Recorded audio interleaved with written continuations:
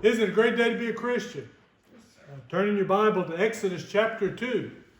Exodus chapter 2, we'll be reading there in just a few moments. You may have noticed that in the bulletin, the Happy Mother's Day greeting is spelled apostrophe S, and the title of the lesson, Mother's Day, is spelled S apostrophe. Singular and plural. Mother's Day is the celebration of mother. Everybody has a mother, and it's that Mother's Day, singular.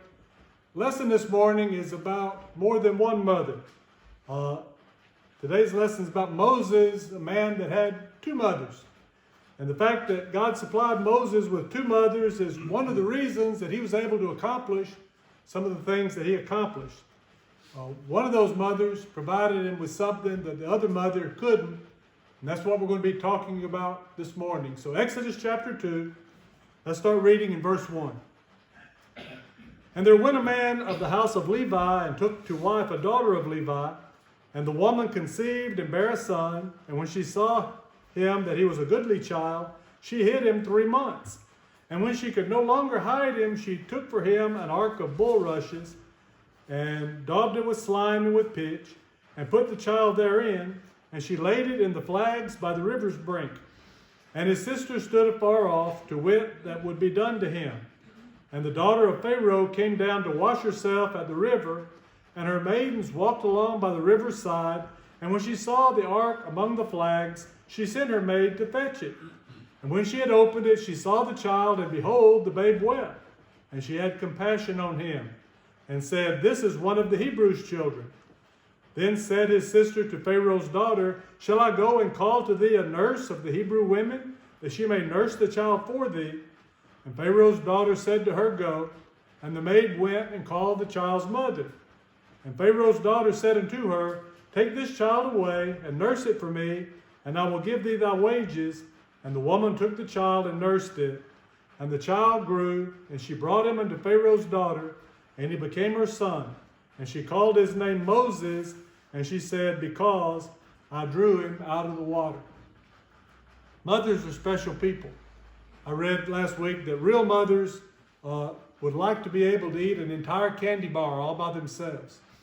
It said real mothers would like to drink a Coke without any floaters in the bottle. It says real mothers often have sticky floors, dirty ovens, and happy kids. Real mothers understand that their kitchen utensils are going to end up out in the sandbox. It says that real mothers know that dried Play-Doh will never come out of that new carpet. Real mothers sometimes ask, Why me? And they get their answer, Because I love you best.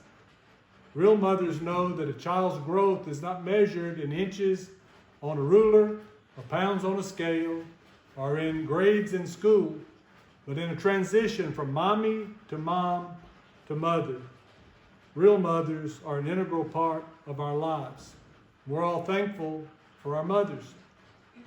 Some of the greatest people in history have said that they attribute their greatness to their mothers. In fact, George Washington, the father of our country, first president of the United States, said, All I am, I owe to my mother. And this was true also of one of the greatest characters of the Old Testament, Moses. A lot of what Moses was able to accomplish, a lot of the things that Moses did, was because of the influence that he had from his mothers. Because Moses had the privilege, God gave him two mothers. And they were both good mothers, because each of them provided all they could for their son. So let's look at a couple of things this morning that good mothers provide for their children. First of all, both of Moses' mothers were good mothers because they both loved life and they loved babies. Now that seems like a given, but there are some women that don't love babies. They don't love life. I read about a mother and daughter. The daughter was married. She had 3 kids of her own, but they were going on vacation, so she went to the department store to find a new bathing suit. And she was frustrated. They'd gone into the dressing room, and she'd tried on like 10 different bathing suits, and she couldn't find one that looked good. When she tried on the 10th bathing suit, she let out this groan, and her mother says, Relax, darling. Said, what would you rather have? A husband that adores you and 3 wonderful children, or a swimsuit that fits? and a voice from 2 dressing rooms down came out and says, I'll take the swimsuit that fits. Not everybody wants babies. Not everybody wants to have children. But these 2 women did. And that was unusual because both of them lived in a culture of death. Death was predominant at that time. See, a decree had gone out from Pharaoh that every male child that was born to the Hebrews would be put to death. They were supposed to be thrown into the Nile River. And Moses' mother, Jochebed, was a Hebrew. So by law, she was supposed to kill her male child when he was born. And the society in which they lived made it impossible to prolong life. That was the law. That was the rule. That was what they were supposed to have done. And that would have been an easy choice for Jochebed to make. She would have had Moses said, oh, it's a boy, and taken him and thrown him into the river because that's what was expected of her. That's what the law said. And it wasn't an easy decision for her to make to keep this child alive. It says that she kept him hidden for 3 months. I don't know if you've been around many babies, but it's not easy to hide a child for 3 months. It's not easy to have a baby and people not realize it because pregnant people don't exactly blend in, pregnant ladies. And so when that pregnancy ends, everybody knows that that's happened. So choosing life for her wasn't an easy decision. Let's look at Pharaoh's daughter. She knew who this baby was. Go back and look at verse 6 of our scripture. When she opened the basket, saw the baby was crying, she had compassion on him. And she said, this is one of the Hebrews' children. She knew it was a Hebrew child. She knew what the command was. She knew that her father had said all the male children should be put to death. So she realized that the right thing to do would be just turn that basket over and let the little baby drown. But she had compassion. She chose life. Both mothers lived in a culture of death. It's a society that had decreed that children weren't important. And sadly, we live in a culture of death today. The life of children, especially unborn children, are not important. Those lives, nobody cares. Abortion has made ours a culture of death. A few years ago, back in Florida, the governor proposed a law. Said that before any mother could have an abortion, she had to have the opportunity to see the ultrasound pictures of her unborn baby. Now, the law didn't say that she had to see it. She didn't have to look at it. It just said that the doctor, before he could perform an abortion, had to make that available to her. But that law didn't pass. Why? Because we live in a culture of death. I want us to understand something. God punished Egypt because of their culture of death. Hebrews' children were supposed to die because of the Egyptian rule. And when God punished Egypt, when Moses grew up and he came back to free God's people, he sent 10 terrible plagues. Do you remember what the last one was? Death. It was the death of the firstborn child. Look at Exodus 11 and verse 5.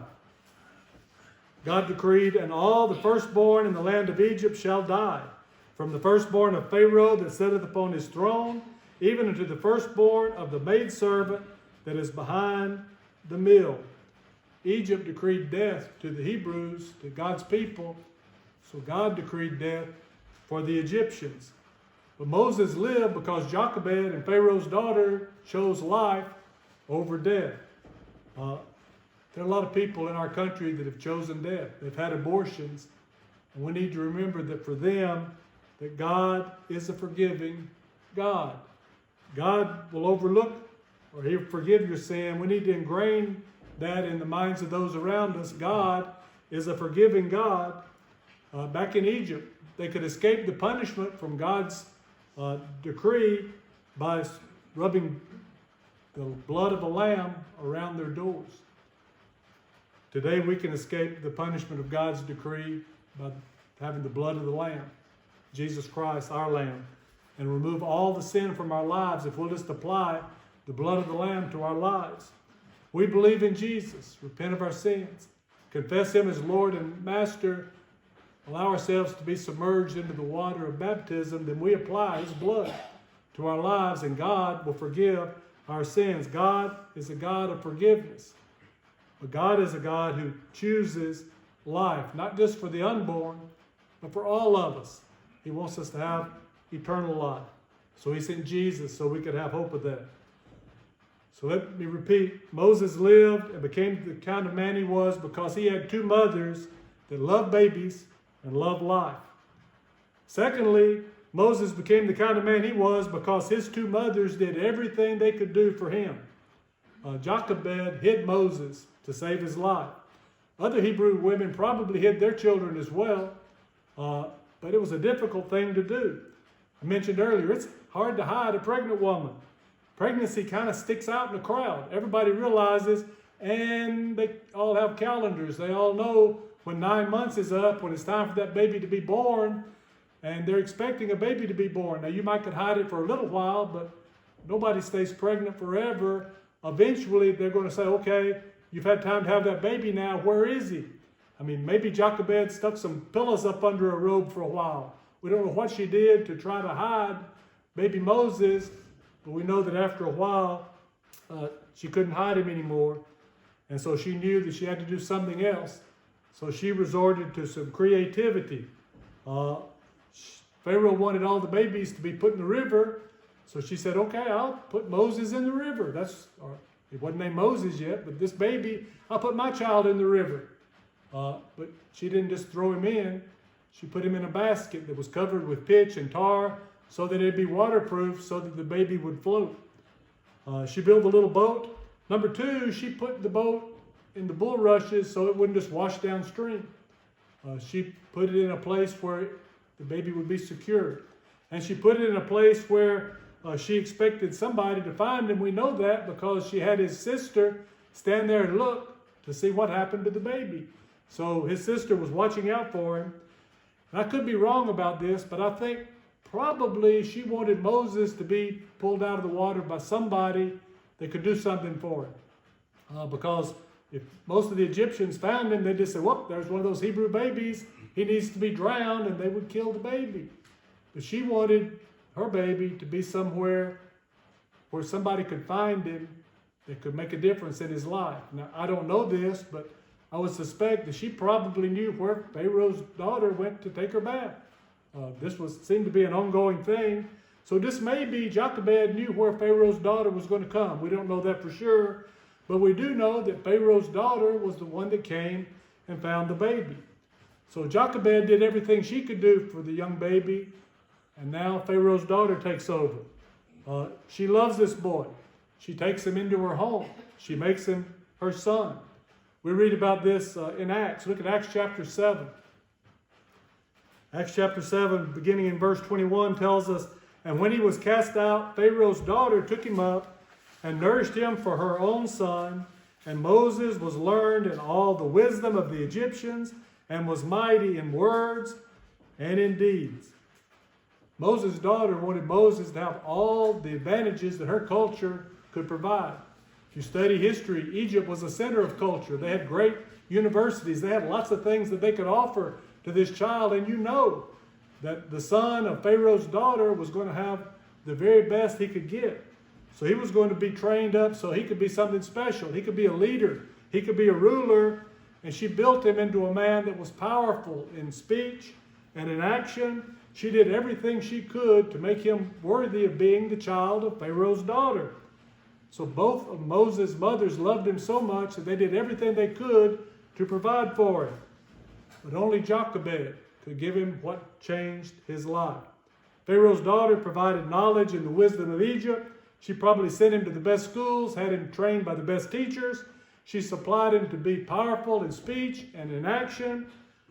She had given him all the training, and yet in Hebrews chapter 11, verse 24, we read this. By faith Moses, when he was come to years, refused to be called the son of Pharaoh's daughter.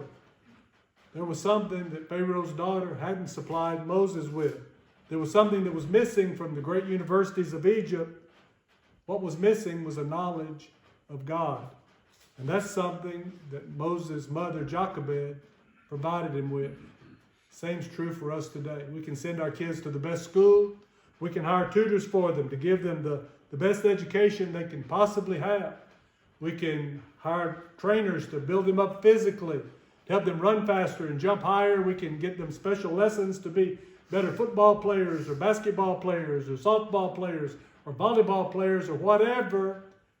And if they don't know about God, then we haven't done our children right. There will still be something missing. Solomon was talking about that in the book of Ecclesiastes. He said people could have wealth and education and success, but there's still something missing. Ecclesiastes chapter 12, verse 8, Solomon writes, "Vanity, vanity, vanity of vanity, saith the preacher, all is vanity."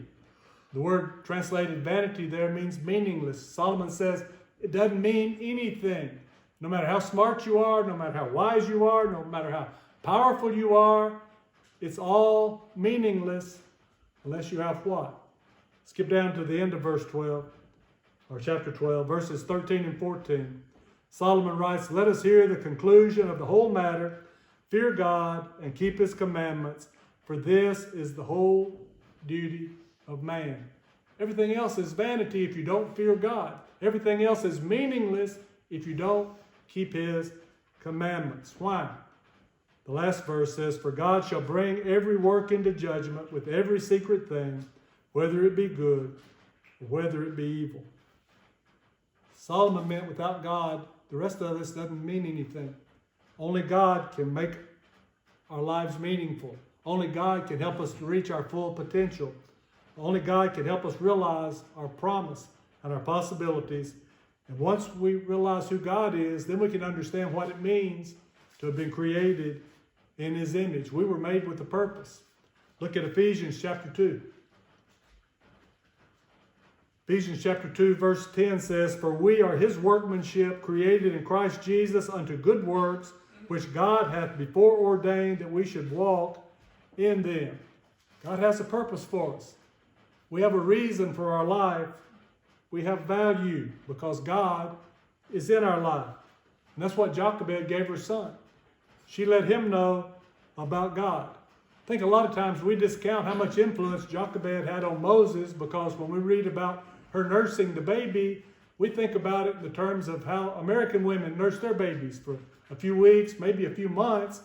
But after that, they wean the child, they put him on solid food, and the nursing process is over. But that wasn't how it was back at this time. There are archaeological and historical evidence that the weaning process of children back then went from 3 to 7 years. So Moses was with Jochebed for a long time. 7-year-olds are in second grade. Those kids are old enough to understand a lot of things. Now, she didn't read the Bible to him because when Moses was a baby, the only book of the Bible that could possibly have been in existence was the book of Job. We don't know for sure when it was written. It's generally agreed to be the oldest book. We know the first 5 books of the Old Testament hadn't been written yet because historically Moses wrote those and he was just a baby. So she wasn't reading to him about the Bible. She was probably telling him about their ancestors, Abraham and Isaac and Jacob, and the promises that they had made to their descendants, that God had made to their descendants, that God had made to them. She gave him a knowledge of what God had done for her and what God had done for him, how God had preserved his life by allowing Pharaoh's daughter to find him when he was in the river. Because for Jochebed, God was real, and she wanted to make God real for Moses. And she loved her son so much, and she wanted him to know about the Creator. So when the time came that Moses had to make a decision how he was going to live his life, he didn't want to be Pharaoh's daughter. He wanted to be God's son. He wanted to be God's child. And so he followed his people. When Moses was loved, or when Moses was born, his mother loved him. Why? Why does a mother love a baby? Why does any mother love a child? A child that's caused her pain for months. A child that's caused her to waddle like a duck. A child that's caused her to have cravings for things like dill pickles and ice cream and all these other combinations that you can't even think about. A child that made her sick as a dog in the morning, and then when she tried to rest at night was poking her and kicking her from the inside. And then as soon as the child came out, he or she started crying. She cried when she was hungry. She cried when she was thirsty. She cried when she was wet. She cried when she was dirty. She cried when she was cold. Baby cried all the time. And the only one that could satisfy, could do away with that crying, could fix the problems, was Mama. And she was happy to do all she could to make everything right. Why do mamas love babies like that? Because the baby is hers. I think more importantly, because the baby is her. It's her flesh and her blood. It's her hope and her legacy. And it doesn't matter to her that that baby's helpless and weak, that he can't do anything for himself, because she realized that that baby didn't ask to be born into this world. And God realizes that we didn't ask to be born into this world either. And he loves us. After all, we're his idea. We're supposed to be his. Of all the things that a mother can give a child, the most precious is the knowledge of God. Today's Mother's Day, and it's altogether fitting and proper that we should recognize our mothers, the precious gift that they've been to all of us. The love of a mother for a child is amazing, but it's only a small token for how much God loves his children, because he sees us as his finest creation, and he wants the very best for us. But God knows that there's one thing that can come between him and us, and that's sin. That's why at the end of every lesson we offer an invitation. You need to be a Christian. It's the only life worth living, the only death one would dare to die. If sin has come between you and the God that loves you as much as your mother does, you can make that right now. Won't you come? As together we stand, as we sing.